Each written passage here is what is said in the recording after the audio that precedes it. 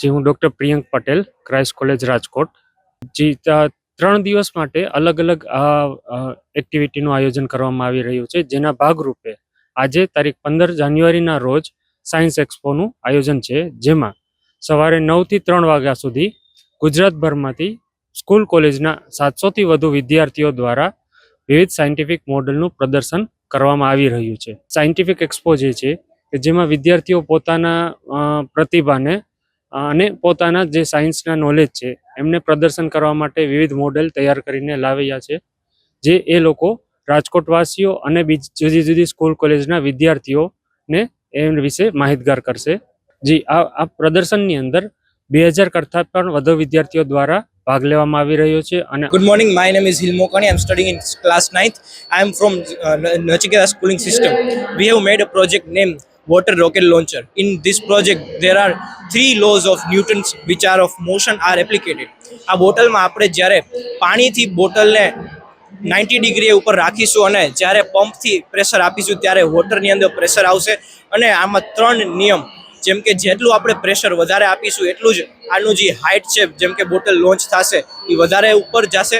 ન્યૂટનનો ત્રીજો લો જે છે કે two every action there is an opposite and equal reaction. જ્યારે બોટલમાંથી પાણી જેની અંદર પ્રેશર ક્રિએટ છે એ જેવી રીતના બહાર આવશે એવી રીતના જ બોટલની અંદર રિએક્શન ફોર્સ આવશે અને એ જ રીતે બોટલ વધારે હાઇટ ઉપર જશે. અને આપણી ઉપર નિર્ભર છે કે આપણે કેટલું પ્રેશર આપીએ છીએ. જેટલું પ્રેશર વધારે હશે એટલી જ બોટલની હાઇટ વધારે છે. આજે ક્રાઇસ્ટ કોલેજ દ્વારા સેકન્ડ સ્ટેટ લેવલ સાયન્સ એક્સપોનું આજે ઉદ્ઘાટન થયું. આ એક્સપોમાં 32 જેવી સ્કૂલ ભાગ લઈ રહી છે અને વિદ્યાર્થીઓ સાયન્સને લગતા વિવિધ પ્રોજેક્ટ્સને પણ રજૂ કરી રહ્યા છે. આ પ્રકારનું જે આયોજન છે એને અમે ખૂબ એપ્રિશિએટ કરીએ છીએ, કેમ કે વિદ્યાર્થીઓમાં આ પ્રોજેક્ટ્સ થકી એમના ટીચર્સ એક ઇન્ફ્યુઝ કરી શકે એક અલગ સેન્સ ઓફ ક્યુરિયોસિટી, અને ખૂબ અલગ રીતનું આ એક આયોજન થાય છે. વિદ્યાર્થીઓ માટે ભવિષ્યમાં પણ ઉપયોગી રહે છે. લોકો વધારેમાં વધારે આ એક્સપોનો વિદ્યાર્થીઓ ભાગ લે એવી અમારી શુભકામનાઓ. અને ફરીથી આજના આ સુંદર આયોજન માટે ક્રાઇસ્ટ કોલેજની ટીમને ખૂબ અભિનંદન. બેઝિકલી દરેક વસ્તુઓ જે પ્રેક્ટિકલ થાય અને લોકોને એને સ્પ્રેડ કરી શકાય, એ દરેક વસ્તુ એજ્યુકેશનમાં બેસ્ટ રિઝલ્ટ આપે. આજે સાયન્સના કોઈ પણ એક ડેમોન્સ્ટ્રેશન એક સ્કૂલ બતાવી રહી છે, એક વિદ્યાર્થી બતાવી રહ્યો છે, હજારો વિદ્યાર્થીઓ એને જોશે, બે રીતે ઇન્સ્પાયર થશે. પ્રોજેક્ટને તો સમજશે જ, પણ પોતે પણ એક વિદ્યાર્થી તરીકે આ રીતે સારું કેવી રીતે ડેમો કરવો એ પણ જોશે. એટલે એક એમ્પ્લિફિકેશનનું એક મોડલ છે સાયન્સને એમ્પ્લિફાય કરવાનું. હું તો એવું માનું છું કે દરેક વિષય ઉપર આ પ્રકારના એક્સપો થતા રહેવા જોઈએ. સાયન્સનો થયો, ક્યારેક હ્યુમાનિટીઝમાં પણ થવો જોઈએ, ક્યારેક એવું પણ થવું જોઈએ કે કોમર્સમાં પણ આવું આજ સુધી આપણે વિચાર્યું નથી, પણ why not to go for this, કે કોમર્સમાં પણ કંઈક એવું થાય કે અલગ અલગ વસ્તુઓના સરસ નિદર્શન થાય.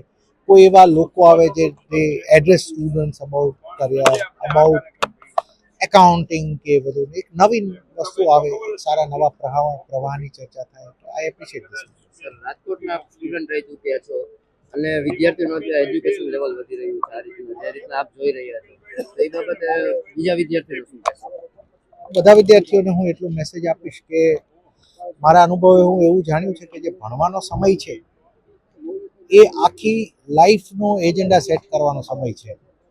ત્યારે જેટલો ભોગ આપીને આપણે ભણી લઈએ તો આગળની લાઈફ બહુ કમ્ફર્ટેબલ રહે છે. હા, એ એક છે કે મહેનત તો યથાવત જ રહેવાની. મારા અનુભવે હું એવું માનું છું કે આઈએએસ બનતા સમયે મહેનત કરી એનાથી વધારે તો આઈએએસ બનવાનો વધારે સમય જાય છે, એટલે એ પાછું એક અલગ વાત છે.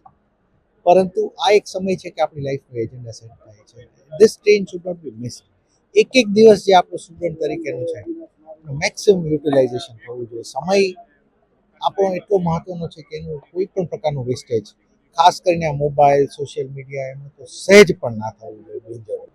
સર, ક્રાઇસ્ટ કેમ્પસમાં અત્યારે એક્સપોનું આયોજન છે, શું કહેશો એ બાબતે? ખાસ કરીને રાજકોટની ખૂબ જાણીતી શૈક્ષણિક સંસ્થા ક્રાઇસ્ટ કોલેજ દ્વારા અલગ અલગ પ્રકારના અનેક કાર્યક્રમો, જેમાં વિદ્યાર્થીઓનું કૌશલ્ય બહાર આવે એ માટેના પ્રયત્નો કરવામાં આવે છે. દર વર્ષે જોબ ફેરનું પણ આયોજન કરવામાં આવે છે અને અસંખ્ય વિદ્યાર્થીઓને તેનાથી પ્લેસમેન્ટ પણ મળતું હોય છે. આજે વધુ એક સરસ મજાનો પ્રયોગ ક્રાઇસ્ટ કોલેજ દ્વારા કરવામાં આવ્યો છે. સાયન્સ એક્સપો આનંદ થાય કે વિજ્ઞાન પ્રત્યેની રુચિ વિદ્યાર્થીઓમાં વધતી જાય છે.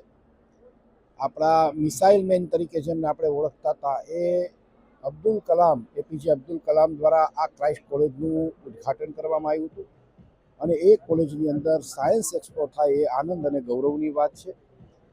700 એન્ટ્રી આવે અને એમાંથી 250 પ્રોજેક્ટ આવે એ મને એવું લાગે છે કે વિદ્યાર્થીઓની વિજ્ઞાન પ્રત્યેની રુચિ દિવસે દિવસે વધતી જાય છે.